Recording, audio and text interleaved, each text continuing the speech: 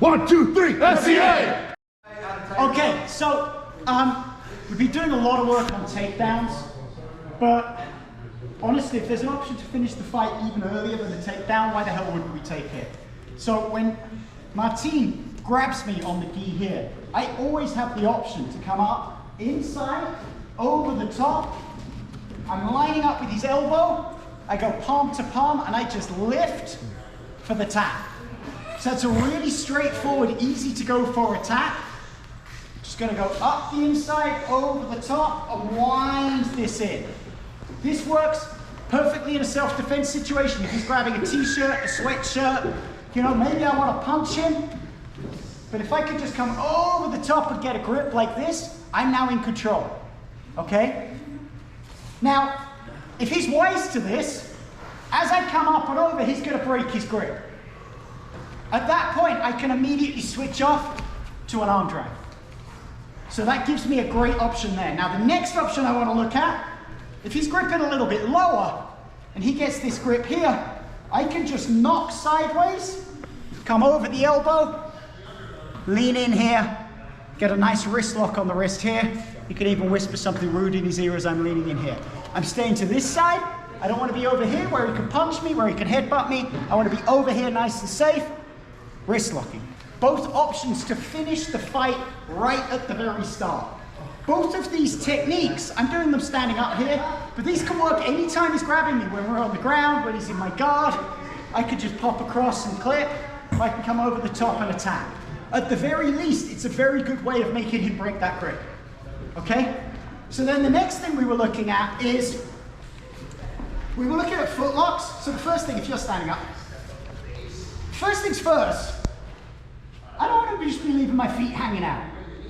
It's a pretty good idea to hide my feet. This is going to slow down Martin's foot locks and attacks on my feet. If I leave my feet up here, he's just going to grab them. So I'm going to bury my feet. I'm going to hide them as I'm working. But let's assume I've been a little bit foolish. I'm asleep on the beach and he just gets that grip on me. Okay? I wake up, he's got a grip around my ankle. What I'm going to do, I'm going to rotate my heel to the outside and I'm going to use my other foot to push off. So as he gets a grip over the top, the heel rotates to the outside, my other foot pushes to create the distance and the pressure to break it. Obviously, self-defense situation, this isn't a nice little gentle push in the chest, this is an up kick to the face, okay?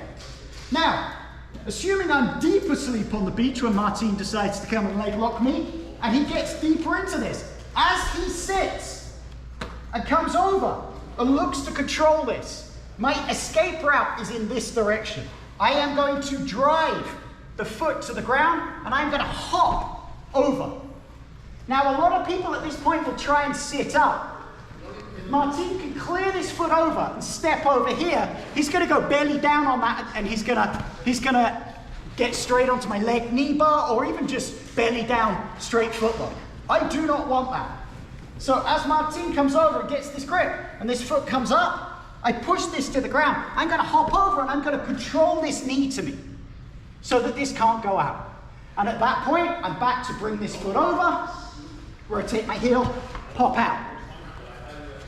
I can turn up and come up on top. What's most likely going to happen, Martin's also going to square up and we get into a scramble. Now, as Martin is hooking this up, and he's coming over here, and I'm pushing this over, and I am hopping to the side, he's immediately just going to switch off and go to the other side. So this becomes a live situation of popping backwards and forwards.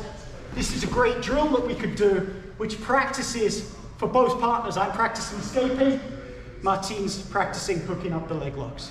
And you know, eventually we'll get into a position, a stalemate position or something where I've got grips which stops him clearing, or he taps me out, right? So, yeah, he's gonna go straight to that wrist lock. So, you know, this is the game with footlocks. Sometimes we forget that we've got 2 feet. You get centered, the person attacking and the person defending get centered on one foot.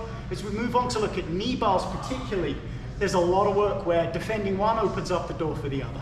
So, thank you for helping me out. Training. Thank you.